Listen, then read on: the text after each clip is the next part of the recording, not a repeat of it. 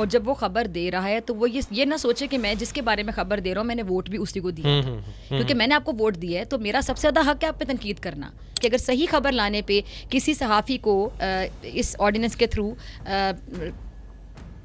उठा लिया जाता है। चले मैं आपने ये लफ्ज़ बोले, मैंने नहीं बोला, गवर्नमेंट की तरफ से उठा लिया जाता है। वो मैंने फलां काम इसलिए किया, वो तो मुझे बाजवा साहब ने कहा, तो उस टाइम के चीफ ऑफ आर्मी स्टाफ ने, वो फलां काम इसलिए नहीं किया क्योंकि बाजवा साहब ने मना कर दिया था। तो फिर यानी आप बाजवा साहब के कहने पर चलते थे, आप ये बात मानते हैं, फिर आप ये क्यों कहते हैं कि मेरे जैसा प्राइम मिनिस्टर तो कोई आया नहीं था, मैं तो कभी कंट्रोल नहीं होता था, मैं तो बहुत आज़ाद था, मैं तो बहुत इंडिपेंडेंट था। कि आप लोगों के हाथों में झुंझुने हैं, आप लोग चूचे काके हैं, आप लोग फीडर पीते हैं, आप लोग मतलब इतने समझ बूझ रखने वाले सियासतदान हैं, आप अपनी गलतियाँ क्यों नहीं ऑन करते? मतलब एस्टैब्लिशमेंट ने आपको कह दिया और आपने कर दिया, वाह बड़ी बात है। हर कोई बिका हुआ है, हर किसी का रेट लगाया हुआ है, हर कोई बिकता है। वहाँ में मोदी साहब हर किसी को खरीद लेते हैं, उनके लिए नामुमकिन नहीं, उनके लिए मुश्किल नहीं है। तो उन्होंने मेरे प्रोग्राम में बैठ के दिल दिल पाकिस्तान, जान जान पाकिस्तान गाया। बांग्लादेशी व्लॉगर जो कि पाकिस्तान में काम कर रही हैं।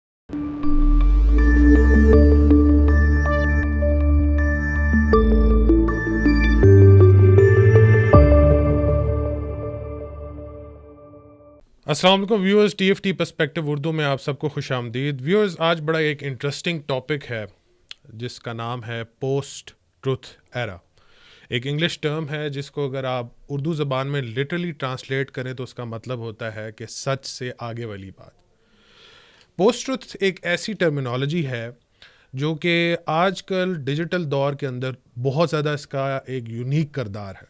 ख़ासकर अगर आप इसको बेसिक डेफिनेशन में इसकी जाए ना तो ऐसे ही समझ आती है कि ये कोई सच से आगे वाली बात है या कोई डिटेल्स हैं जो फैक्ट्स एंड फिगर्स दिए जाते हैं ख़बरों में, उसके बाद वाली बात है। ऐसी हरगिज़ बात नहीं है। पोस्ट ट्रुथ का बेसिकली मकसद ये है कि आपको सिर्फ वो ख़बर पसंद आएगी जो कि आप सुनना चाहेंगे, जो कि आप देखना चाहेंगे, या जो आपको आपके नैरेटिव के अकॉर्डिंगली मवाद जो है वो मिलेगा, उसी को आप सच तस्वर करेंगे, इर्रिस्पेक्टिव के उसके इर्द गिर्द के इश्यूज़ क्या हैं या उसके फैक्ट्स क्या हैं। मतलब कि कुछ सिनेरियोज़ में इस हद तक आप पोस्ट ट्रुथ का शिकार हो जाते हैं कि आप 2+2 जो है एग्जैक्टली नहीं कर सकते। आप समझते हैं कि 2+2 5 है रेदर देन कि 2+2 4 जो है वो होने के। तो पोस्ट ट्रुथ एक टर्मिनोलॉजी है जिसकी बहुत सारी इंपॉर्टेंस जो ना हमें 1930 से लेके 1945 के दौर में नज़र आती है, जब पॉपुलिज्म का एक बहुत बड़ा रिवाज था। फाशिज्म एक टर्मिनोलॉजी थी जो पूरी दुनिया में जो है एक नए फैशन के तौर पे इंट्रोड्यूस हुई थी। तो उसमें भी यही फैक्टर जो है ना वो अप्लाई होता था कि इंसानों के इमोशंस, इंसान की फितरत के इर्द गिर्द जो है इंफॉर्मेशन को लेके खेला जाए। तो मौजूदा दौर में आपको नज़र आएगा ट्रंप हैं, इवन मरीम नवाज़ हैं, इमरान खान हैं, ये बहुत फेमस पॉपुलिस्ट फिगर्स और लीडर्स हैं जो कि आवाम के इमोशंस के इर्द गिर्द खेलते हैं, और आप उस इंफॉर्मेशन जो वो प्रोवाइड करते हो उसकी गहराई तक जाने के बजाय आप एज इट इज़ उस सच को जो है सच ही समझ बैठते हैं, चाहे उसके इर्द गिर्द एक फेक न्यूज़ या डिसइंफॉर्मेशन से रिगार्डिंग न्यूज़ ही ना फिर रही हो। इस मौजू को डिस्कस करने के लिए हमारे साथ प्रोग्राम होस्ट हैं डॉक्टर फ़िज़ा अकबर। प्रोग्राम ऐसा नहीं चलेगा बोल न्यूज़ में बहुत फेमस प्रोग्राम है, उसको लीड करती हैं। डॉक्टर साहब, आप बहुत शुक्रिया कि आपने अपना कीमती वक्त निकाला हमारे लिए, TFT पर्सपेक्टिव के लिए आपको बहुत बहुत वेलकम। मैम, आपका बहुत शुक्रिया, आपने बड़ा अपना कीमती वक्त जो हमारे लिए निकाला। सबसे पहले तो आप बताएं कि जो मीडिया की फील्ड है बाय एंड लार्ज आपने क्यों चूज़ की? बहुत सारे लोगों का हमेशा यही सवाल होता है किसी भी मीडिया पर्सन के साथ जो है ना स्टार्टिंग में, कि वाई दिस फील्ड। और बहुत से लोगों का जवाब शायद ये होता है कि बड़े हादसाती तौर पर हम यहाँ पर आ गए और माँ बाप अलाउ नहीं कर रहे थे, टीवी पर नहीं जाना, लेकिन हम आ गए, हमने ज़िद की, हमने भूख हड़ताल की, हमने खाना नहीं खाया। अच्छा, मेरा वाकई हादसाती तौर पे कह लें, लेकिन इसमें मेरी एक बड़ी सिंपल सी राय ये है कि शायद हमें खुद नहीं पता होता कि हमारे लिए क्या बेहतर है, अल्लाह ताला बेहतर जानते हैं। जब मैंने एडमिशन लिया, मेरे सब्जेक्ट्स बिल्कुल डिफरेंट थे, तो मेरा प्लान कुछ और था कि मैं आगे जाके ये करूँगी वो करूँगी। लेकिन जब मेरा फाइनल ईयर था यूनिवर्सिटी में, तो I got an opportunity to host a programme on PTV। तो मैंने PTV पे वो एक चांद रात की ट्रांसमिशन की थी, और उसके बाद फिर एक ईद शो किया। वहाँ किसी न्यूज़ चैनल से किसी ने रब्ता किया कि आप ऑडिशन देने आएँ। फिर मैंने अम्मा से इजाज़त दी कि मैं ऑडिशन देने जा रही हूँ। फिर as a news anchor start किया, और पहला जो लाइव बुलेटिन है वो दुनिया टीवी पे पड़ा, उसके बाद फिर बहुत से चैनल्स पे, समा पे, ARY पे एज ए न्यूज़ एंकर काम किया, PTV में काम किया, खबरनामा पढ़ा, एक प्रोग्राम किया। फिर I started my career as a program anchor with Baba Rawan, उनका एक प्रोग्राम किया, फिर काफ़ी अरसे से बोल के साथ मुंसलिक हूँ। और ये वाकई मतलब हादसाती तौर पे कहते हैं, आपको खुद नहीं पता होता आपके लिए क्या बेहतर है, आप कुछ और डिसाइड करते हैं और होता कुछ और है, उसी को पे शायद हम किस्मत कहते हैं। बिल्कुल ऐसे ही है। अच्छा, आज का प्राइमरी हमारा फोकस जो है स्पेसिफिकली जब डिसइंफॉर्मेशन, फेक न्यूज़ आजकल डिस्कस भी बहुत हो रहा है। इनफैक्ट मैं कहूँगा कि 2018 से लेके अब तक यही सिलसिला ख़ास तौर पे पाकिस्तान में चल रहा है, जिसकी वजह से हम लोग एक डीप पोलराइजेशन का भी शिकार हो गए। लोग समझ रहे हैं कि एज लॉन्ग एज खबर जो है उनके मकसद के लिए है, उसी को वो सच समझना शुरू हो जाते हैं। ये नहीं देखते कि खबर की गहराई क्या है, खबर ठीक भी है या नहीं है। एज लॉन्ग एज उनका लीडर उस खबर को सपोर्ट कर रहा है या खबर उस लीडर को अफेक्ट करी है, वो उनके लिए एक लकीर बन जाती है कि मेरे ख्याल में ये ठीक है। ये जो मेरे ख्याल वाली टर्म है, इसको पोस्ट ट्रुथ का नाम भी दे दिया गया आजकल। तो इस हवाले से पाकिस्तान के अंदर आपको ख्याल में स्पेस आहिस्ता आहिस्ता कम नहीं हो रही कि लोग बजाय कि सच की खोज के बजाय हेर से पे चले गए हैं, या एक ख़ास मखसूस नैरेटिव है उसकी तरफ फोकस हो गया उनका? अच्छा, आपने बात शुरू की 2018 से, तो मेरे ज़हन में दो चीज़ें। 2018 में मैंने अपना प्रोग्राम शुरू किया था, तो मुझे हंसी आ गई कि आपने कहा फेक न्यूज़ का सिलसिला चल रहा है तब से। खैर, ऑन लाइटर नोट, 2018 को शायद आपने लिंक किया कि तब ये खान साहब की हुकूमत आई थी और तब से ये सिलसिला ज़्यादा चल रहा है। उसको ज़्यादा लिंक इसलिए किया जाता है, मैं किसी एक जमात को टारगेट तो नहीं करूँगी, लेकिन चूंकि जो सोशल मीडिया फॉलोइंग है, सोशल मीडिया प्लेटफॉर्म ज़्यादातर कौन से लोग यूज़ करते हैं? यंगस्टर्स।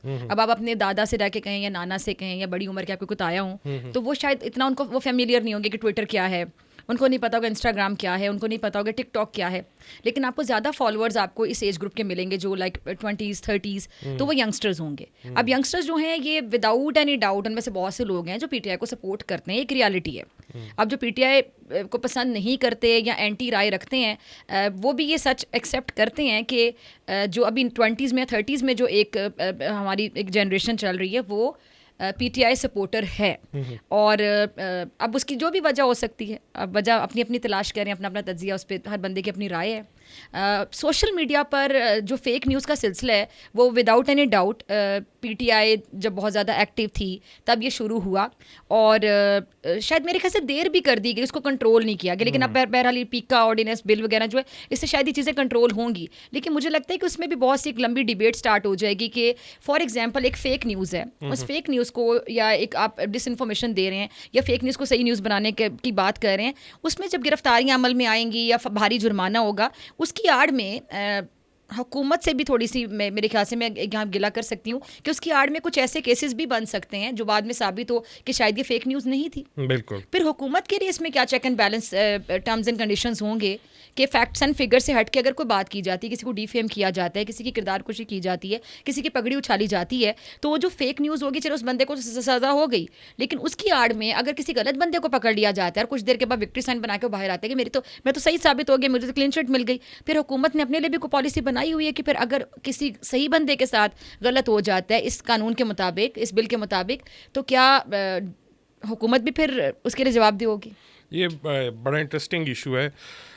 इसमें आपके ख्याल में बहुत बड़ा इशू ये नहीं बीच में आ सकता कि जब आप कोई भी खबर देते हैं, चाहे वो फेक हो या ना हो, इरिस्पेक्टिव ऑफ दैट, उसमें ये जो आज़ादी सहाफ़त, freedom of expression, freedom of speech का एस्पेक्ट भी आ जाता है। लेकिन ये उन लोगों के लिए भी लम्हा फ़िक्रिया एक सेंस में बन जाएगा जो लोग वाकई में सच्ची खबर दे रहे हों कि बिकॉज हेयर से पे अगर इस तरह की बड़ी बड़ी लॉज जो हैं वो गवर्नमेंट जो है वो जारी कर दे, तो उसके बाद उनके पास भी एक्सक्यूज़ बन जाता है कि नाउ वी आर द जज, jury and executioner at the same time. हमें नहीं पता एज लॉन्ग एज के हमारी नज़र में ये फेक न्यूज़ है तो शायद ये फेक न्यूज़ ही है। देखिए, वहाँ पे फिर आपका सवाल बड़ा इंटरेस्टिंग है। वहाँ पे फिर आपका एज अ सहाफ़ी आपका बड़ा इम्तिहान होता है। जो भी अच्छा सहाफ़ी होता है, अच्छा रिपोर्टर होता है, ख़ासतौर पर अगर हम इन्वेस्टिगेटिव जर्नलिज्म की बात करें, तो वो अपना पूरा होमवर्क कंप्लीट करने के बाद खबर देता है। अब हमारे यहाँ ये जो एक सोशल मीडिया जर्नलिस्ट और एक मेन स्ट्रीम जर्नलिस्ट की बहस चल रही होती है, अक्सर जो हमारे पुराने सहाफ़ी हैं, जो हमारे सीनियर्स हैं, जिनको देखकर हमने काम सीखा, वो अक्सर कहते हैं कि जिसने टीवी पर काम नहीं किया, जो सिर्फ सोशल मीडिया से आ गया, तो वो अपने आप को सहाफ़ी ना कहे, वो सहाफ़ी के लेबल में शायद वो पूरे वो जो आपका एक तरीका होता है कि कैसे खबर को आपने रिपोर्ट करना है, उसको कितनी बार आपने चेक करना है कि ये ऑथेंटिक है या फिर नहीं है, और बाद में फिर अपनी माजरत नहीं करनी कि देखें जी ये तो खबर ऐसी होगी, मेरी गलती है, फलां चीज़ है। बहुत से लोग ऐसे हैं जो कि उन खबरों को पोस्ट कर देते हैं, और ट्विटर पर ज़्यादातर ये चल रहा है, सोशल मीडिया पर खबर दे दी और वो कहलवाते सहाफ़ी हैं, लेकिन उनको खुद नहीं पता होता कि हमारा सोर्स क्या है। अभी भी बहुत से ग्रुप्स ऐसे एक्टिव होते हैं, आपने भी अक्सर सुना होगा कि जी ग्रुप्स एक्टिव होते हैं, वहाँ पे खबर आती है और एक ही खबर को कॉपी पेस्ट करके बहुत से लोग अपनी वॉल पे लगा देते हैं। ये भी नहीं पता चलता कि सोर्स क्या था, ये पता होता है सोर्स एक था, और सबको शायद एक वक्त पर वो मैसेज आया और वो किसी भी पार्टी को सपोर्ट कर रहे होते हैं, जहाँ से भी वो खबर ले रहे होते हैं उसको पोस्ट कर देते हैं। तो जो सही सहाफ़ी है वो बड़ी छानबीन करने के बाद अपनी खबर लेकर आता है और फिर अपनी खबर पर कायम रहता है कि हाँ ये मेरी खबर है, मैं इस पर कायम हूँ। तो मेरा नहीं ख्याल कि अगर खबर सही होगी, और क्योंकि फिर बाकी सहाफ़ी भी उस खबर की खोज में लग जाते हैं ना कि किस हद तक सही है, ये क्या बात की जा रही, सबके अपने अपने सोर्सेज होते हैं, अपने अपने ज़राए होते हैं, तो कंफर्म हो जाता है। मेरा नहीं ख्याल कि इतना मुश्किल होगा कि गवर्नमेंट ही कह दे कि तो खबर सही नहीं, अगर वो सही होगी तो खबर सही ही होगी। हाँ, फिर वहाँ पे वो मेरे पहले वाला सवाल कि अगर सही खबर लाने पे किसी सहाफ़ी को इस ऑर्डिनेंस के थ्रू उठा लिया जाता है। चले मैं आपने ये लफ्ज़ बोला, मैंने नहीं बोला, गवर्नमेंट की तरफ से उठा लिया जाता है। तो फिर वो उसके लिए फिर गवर्नमेंट के लिए भी कुछ रूल्स होने चाहिए कि भाई अगर आप किसी को सज़ा देंगे तो क्या वाकई वो बंदा फेक न्यूज़ ही लेकर आया था, या आपके वाला सवाल कि सही खबर को अगर आप कह देंगे हम तो इसको खबर को सही नहीं मानते, ये तो फेक है। उसके अलावा ये मेरा ना बड़े मुश्किल दौर में दाखिल हो चुके हैं, यहाँ पे साबित करना थोड़ा सा मुश्किल हो जाता है, बहुत डिफिकल्ट हो गया है। Other than that very challenging for so many people I would say, true journalist जो हैं, ट्रू जर्नलिस्ट के लिए खास तौर पे। लेकिन ये जो अभी डिजिटल ट्राइब्स बन गए हैं एक ख़ास मकसद के लिए, इवन सहाफ़ी भी इस्तेमाल हो जाते हैं। कुछ लोगों को फोर्सफुली जो है राय हमवार करने के लिए नैरेटिव फेंका जाता है, उसकी तरफ भी लोग गामज़न हैं। तो इसमें isn't it becoming extremely difficult कि इन्वेस्टिगेटिव जर्नलिज्म में अपनी पॉलिटिकल अलाइनमेंट को भी थोड़ा सा पीछे करना पड़ता है। उसके बाद अगर कोई पक्की खबर है किसी के पास, उसको बाद में एक्सप्लेन भी करना। ये बीच में लाइन कहाँ ड्रॉ होती है गेट कीपिंग की, और अगर आपने वाकई में खबर देनी जिससे सोसाइटी इफेक्ट हो सकती है, लाइन कहाँ ड्रॉ कर सकता है सहाफ़ी इस दौर में? ये भी आपका बड़ा इंटरेस्टिंग सवाल है। देखिए, सहाफ़ी होता ही वो है जो अपनी खबर पर कायम रहे, और जब वो खबर दे रहा है तो वो ये ना सोचे कि मैं जिसके बारे में खबर दे रहा हूँ मैंने वोट भी उसी को दिया था। असल सहाफ़ी वो है कि अगर फॉर एग्जांपल मैं उमर को वोट देती हूँ, तो फिर अगर उमर की सबसे बड़ी नाकिद भी मैं ही बनूँ तो बड़ा मज़ा है, क्योंकि मैंने आपको वोट दिया है, तो मेरा सबसे ज़्यादा हक है आप पे तनकीद करना। अब आजकल क्या होता है कि आजकल आपने लाइन तो ड्रॉ करने की वाली बात है तो बहुत आगे की बात है, मुझे तो लगता है वहाँ तक सहाफ़ी पहुँचते नहीं, बहुत मेजोरिटी, कि अगर आपने किसी को वोट दे दी या आप किसी को पसंद करते हैं या मुखालिफ वाले को नापसंद करते हैं। मैं ऐसे बहुत से लोगों को जानती हूँ जो कहते हैं कि जी ये 2018 या 19 का ज़माना ही था जब बहुत से लोग कहते थे कि हमें खान से इतनी मोहब्बत नहीं है, एक्चुअली हम नून लीग को पीपल्स पार्टी से बहुत तंग है, इसलिए हमने उनसे तंग होने की वजह से नफरत का लफ्ज़ मैं इस्तेमाल नहीं करूँगी, एग्जैक्टली हम उनसे तंग है तो लिहाजा हमें वो अच्छे नहीं लगते तो हमने खान को वोट दिया। ये नहीं कि हमें खान अच्छा लगता है, लेकिन नून लीग और पीपल्स पार्टी को वोट नहीं देना था, तो थर्ड जो हमारे पास ऑप्शन थी वो पीटीआई थी। तो यहाँ किसी की नफरत में दूसरे से मोहब्बत की जाती है, मजबूरी में की जाए, ये जो भी है, तो ये भी एक नफ्सियात है। लेकिन फिर अगर आपने वोट दे दिया तो मेरे ख्याल से सबसे ज़्यादा तनकीद भी वोटर ही करता है। सही वोटर फिर जवाब लेता है कि भाई मैंने आपको मैंडेट दिया है, आप मेरे वोट से असम्बली में गए हैं और आप अब वहाँ जाके हमारे मुस्तकबिल के फैसले करने के बजाय, आप बस बताएं हमारी असम्बलीज़ में क्या चल रहा होता है। जब आप वोट देते हैं, आपके वोट के पैसों से वहाँ जाते हैं, वहाँ जाके क्या किया जा रहा होता है, जितने भी इजलास होते हैं का बहुत ज़्यादा जिक्र हो रहा है। वो एहतजाज का खूबसूरत तरीका बयान किया ना पीएम साहब ने, बिल्कुल ऐसे ही है। अच्छा, तो वो जो लाइन ड्रॉ करने वाले की बात है ना, वो लाइन ड्रॉ करना एक्चुअली वो सहाफ़ी का काम है कि उसने लाइन ड्रॉ करनी है।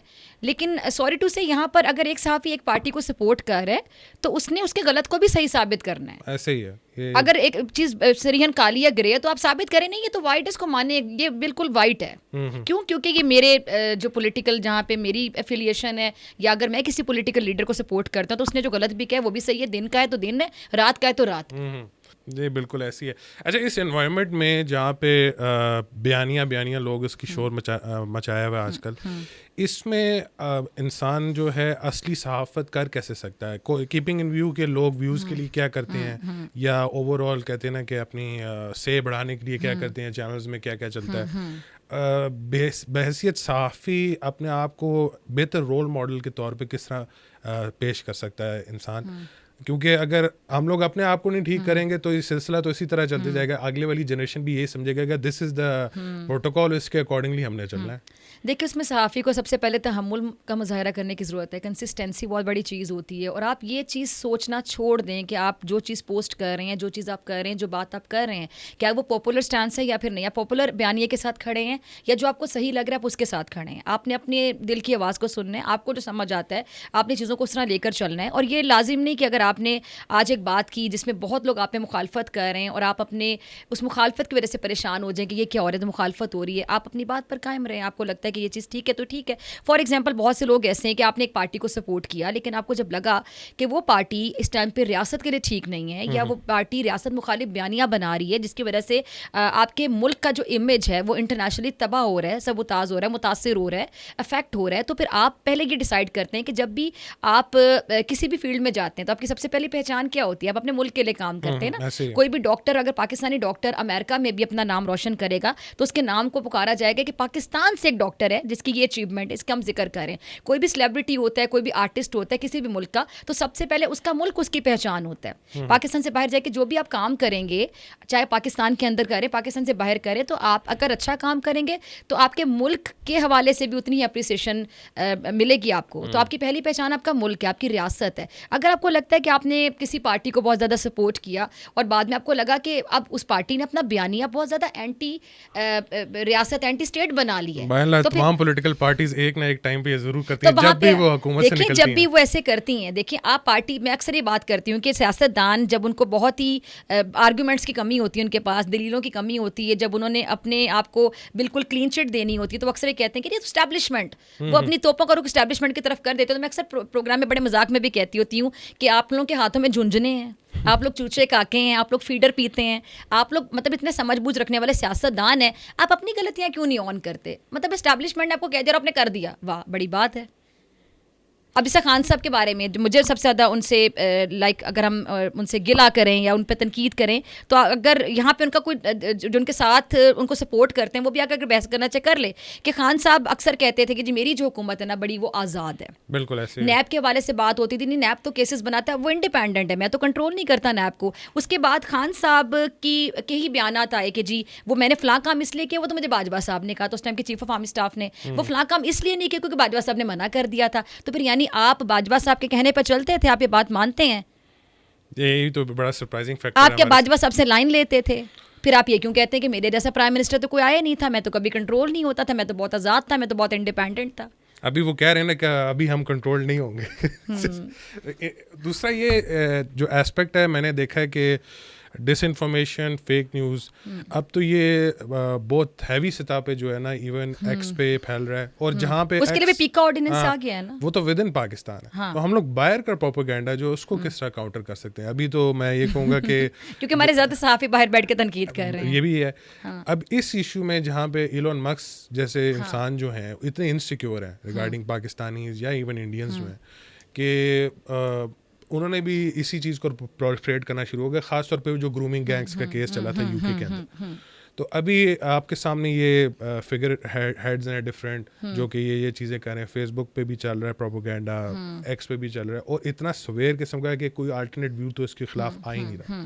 तो इस सिचुएशन में पाकिस्तान बहैसियत मुल्क या इवन उनके अदारे जो हैं या उसकी गवर्नमेंट जो कितना ये कर सकती है ताकि लोगों की तरफ ये प्रोपोगेंडा या तो आए ना, या एटलीस्ट हम उसका अल्टरनेट व्यू सामने रख सके दुनिया को, ताकि इतना ज़्यादा इस्लामोफोबिया भी ना फैले। देखिए हमने एक्स की बंदिश वाला मामला भी देखा, लेकिन क्या मिला, आप देखें लोग VPN लगा के, प्रॉक्सीज लगा के उसको खोल लेते हैं। तो मेरे ख्याल से आप किसी की राय को कंट्रोल नहीं कर सकते, जो मुझे अभी तक समझ आई है। एक फ्रीडम ऑफ स्पीच होती है, राय को तो कंट्रोल कर सकते हैं। आप कंट्रोल किस तरह कर सकते हैं ना, जो पाकिस्तान से बाहर बैठे हैं उनके अकाउंट्स को या फिर आप बंद करवा दें, वो भी एक इम्पॉसिबल सा टारगेट, अब तक करवा चुके होते हैं ना, या तो अपना आप सोशल कंट्रोल मीडिया आपको प्लेटफॉर्म बताया आप कैसे कंट्रोल कर सकते हैं ना।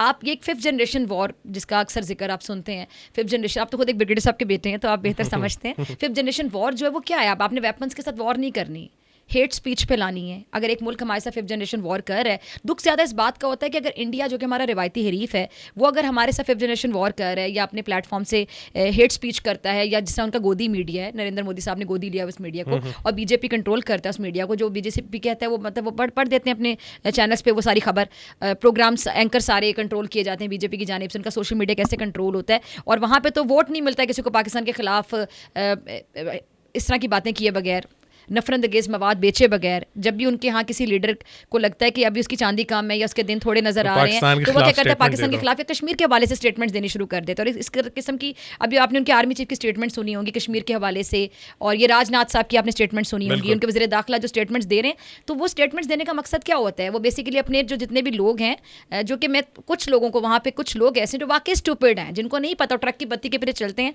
कि उनको नहीं पता कि जब भी कोई बात उनके लीडर जब भी कटहरे में खड़े होते हैं, जब भी किसी चीज़ का सवाल का जवाब देना होता है, तो वो फौरन उसका जवाब देते हैं, सुने पाकिस्तान के खिलाफ हम बात करना चाहते हैं, सुने कश्मीर के हवाले से हम बात करना चाहते हैं। क्या ये हल है उनकी बातों का? ये जवाब है? ये वहाँ की जमहूरियत है?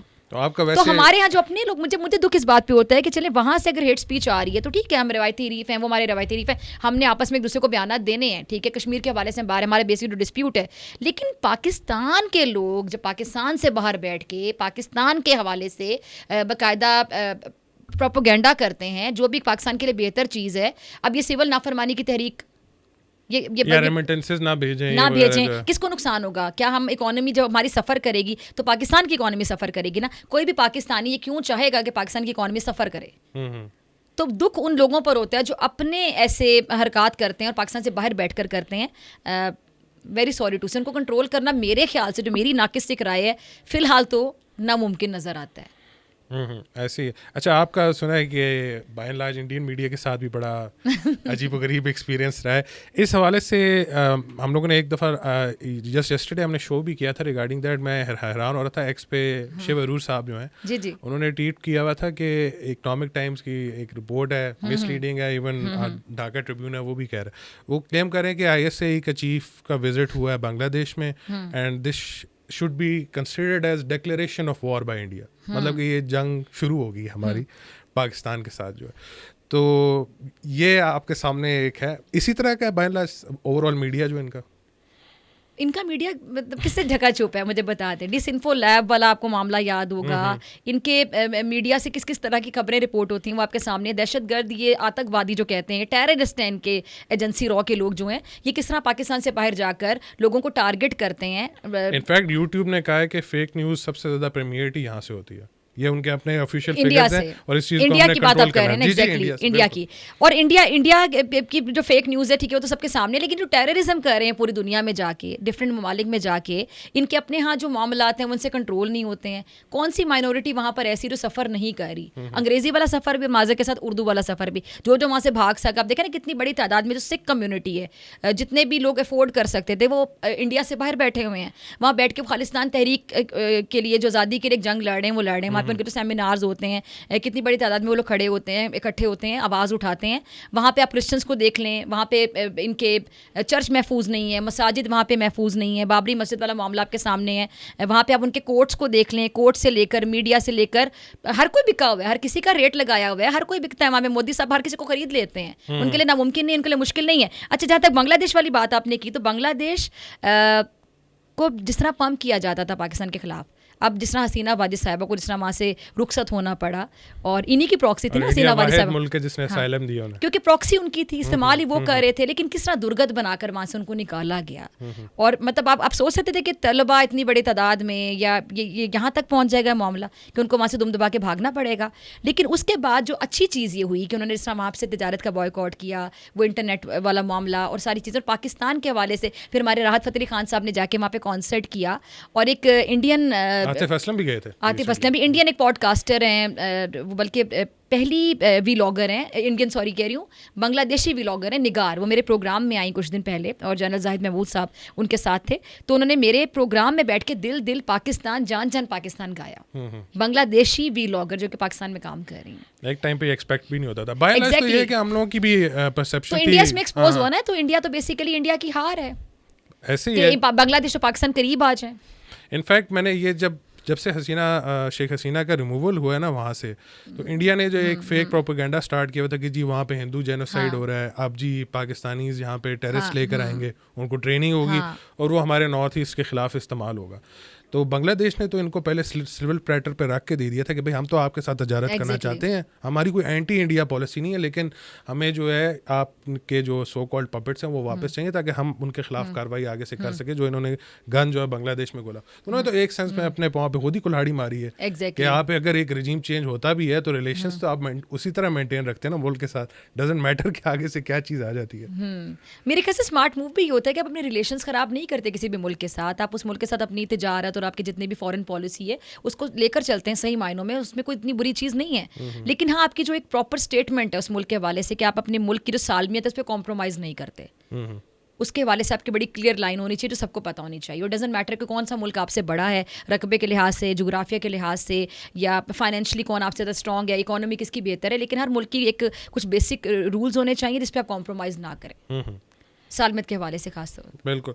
अच्छा, आखिरी सवाल मैम ये बनता है कि इस टाइम पाकिस्तान जो है उसकी थोड़ी बहुत मईशत इम्प्रूव हुई है, अदर देन दैट तो इंफॉर्मेशन स्पेक्ट्रम के लिहाज से पाकिस्तान को इसके अलावा फर्दर क्या करना चाहिए टेक्नोलॉजिकली भी, और उसके अलावा क्या हमें इस टाइम पे ख़ास तौर पे अमेरिका है या रशिया है या जहाँ पे भी ग्लोबल इश्यूज चल रहे हैं, हमें अपनी आवाज़ नहीं बुलंद करनी चाहिए एटलीस्ट अफ़गानिस्तान के इश्यूज़ पे, या जो उसकी वजह से इकनॉमिक लॉसेस पाकिस्तान बर्दाश्त करे और वॉर एंड टेरर जो है दोबारा रीइग्नाइट हुई है रीजन में।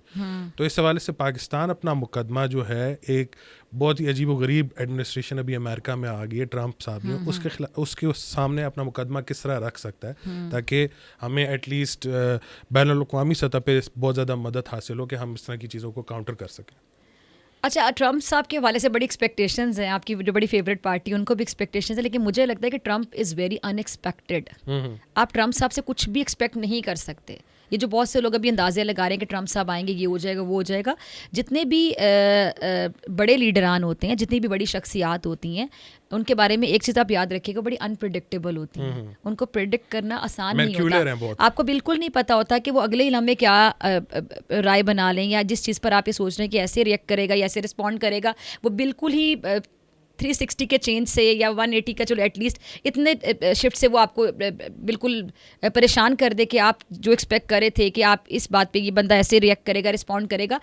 जो जितने भी बड़े लीडरान होते हैं बड़े अनप्रिडिक्टेबल होते हैं रिस्पॉन्स के लिहाज से, कि हम जो सोच रहे होते हैं वो बिल्कुल एंटायरली डिफरेंट तरीके से अपनी चाल चलते हैं, अपने पत्ते कभी नहीं दिखाते, अपने कार्ड्स कभी प्ले नहीं करते हैं।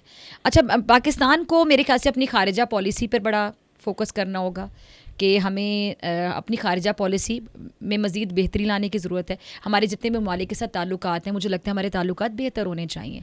अब हमारे साथ चाइना का एक बहुत अच्छा ताल्लुक है, हमारा एक दोस्त मुल्क है, हमें उसके साथ अपने ताल्लुकात का जिस हद तक फ़ायदा उठा सकें उठाना चाहिए। अफ़गानिस्तान के हवाले से हमारी क्लियर लाइन होनी चाहिए। जैसे हमें अफ़गानियों को जब हमने कहा कि जी आप यहाँ से जाएँ, तो बड़ा एक मुश्किल एक डिसीजन था, लेकिन शायद वो देर आए दुरुस्त आए। मेरे ख्याल से डिसीजन बहुत पहले ले लेना चाहिए था। हमने इतनी मेहमान नवाजी की, उन लोगों को क्या कुछ नहीं दे, लेकिन बदले में हमें क्या मिला वो आपके सामने है। और ये डिसीजन हम बहुत पहले ले रहे थे तो शायद बहुत बेहतर था। अपने मुल्क की सालमियत पे, अपने रूल्स एंड रेगुलेशंस पे बिल्कुल कॉम्प्रोमाइज़ ना करें। उस पर भी बड़े लोगों ने तनकीद की। मैं हैरान हुई, आप किसी मुल्क में जाके बगैर वीज़े के, बगैर वहाँ के जो रूल्स को फॉलो किया, आप जाके वहाँ रह सकते हैं? तो हमें भी अपनी पॉलिसीज़ को बड़ा सख्त करने की ज़रूरत है। बड़ी क्लियर पॉलिसीज़ होनी चाहिए। हमारे यहाँ जॉब अपॉर्चुनिटीज़ बहुत ज़्यादा होनी चाहिए। आईटी के वाले से आपने बात की, तो आईटी में बहुत से मुल्क बहुत तरक्की कर रहे हैं। हमें आईटी पे फोकस करना होगा।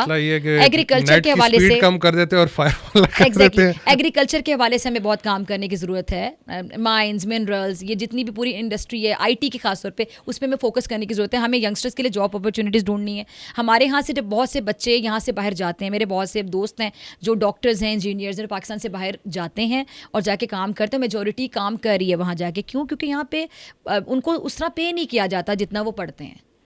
बड़ी खुशी से कोई अपना मुल्क छोड़कर नहीं जाता। अगर उसको जॉब अपॉर्चुनिटीज यहाँ पे मिलेंगी, एग्जैक्टली, लोग पैसों के लिए जाते हैं, सीधी सी बात है। अनएम्प्लॉयमेंट जब होगी, जब आपको जॉब्स अगर मिलेंगी भी तो आप उतना पे नहीं कर रहे होंगे, तो फिर जारी बात है जब जिसको मौका मिलेगा वो बाहर चला जाएगा। और दियारे गैर में रहना, वहाँ जाके मुश्किलात का सामना करना, ना आपकी लैंग्वेज है वो बड़ा मुश्किल होता है वहाँ पे जाके काम करना। अब बहुत से लोग ऐसे ममालिक में काम करें जहाँ पे इंग्लिश भी नहीं बोली जाती। अगर आप टर्की जाएँ तो टर्की में बहुत से लोगों को इंग्लिश नहीं आती। वहाँ पे कुछ पढ़े लिखे लोग भी जो आपसे इंग्लिश में बात नहीं करते। आप चाइना चले थे तो चाइनीज़ में बात करना पसंद करेंगे, बल्कि यहाँ सिर्फ पढ़ने भी जाते हैं तो आपको चाइनीज़ बाकायदा सीखनी पड़ती है, फिर साथ वहाँ पे MBBS कर रहे होते हैं, अपनी डिग्री ले रहे होते हैं। तो यहाँ से पाकिस्तान से बाहर जाके लोग शौक से नहीं जाते। अगर हम यहाँ पे लोगों को जॉब अपॉर्चुनिटीज़ प्रोवाइड करेंगे तो मेरा नहीं ख्याल कि कोई भी यहाँ से जाना पसंद करेगा। आप अपने मुल्क में रहेंगे, ठीक है, बाहर जाकर आपका रेमिटेंस के हवाले से आप बात करें, ज़र मुबादला, वहाँ से पैसे आते हैं, डॉलर आते हैं, पाउंड आते हैं, तो फ़ायदा होता है। लेकिन हम at the very same time ये क्यों भूल जाते हैं कि हमारे ही मुल्क के वो बच्चे हैं, हमारा ही असासा है, हमारे ही एसेट्स हैं, लेकिन वो जाके किसी और मुल्क को सर्व कर रहे हैं ऐसे ही है। Rather than serving our own country. तो यहाँ पे उन लोगों को जॉब अपॉर्चुनिटीज़ मिलनी चाहिए। जी बिल्कुल, ब्रेन ड्रेन का तो बहुत बड़ा सीरियस इशू है। Ma'am thank you so much for being with us, आपने बड़ा अच्छा हमें अपना कीमती वक्त दिया। व्यूअर्स होप सो कुछ सीखने को ज़रूर मिला होगा रिगार्डिंग डिसइंफॉर्मेशन और फेक न्यूज़। आज के लिए सिर्फ इतना ही, इंशाल्लाह अगली दफ़ा नए प्रोग्राम के साथ हाज़िर होंगे। अल्लाह हाफिज़।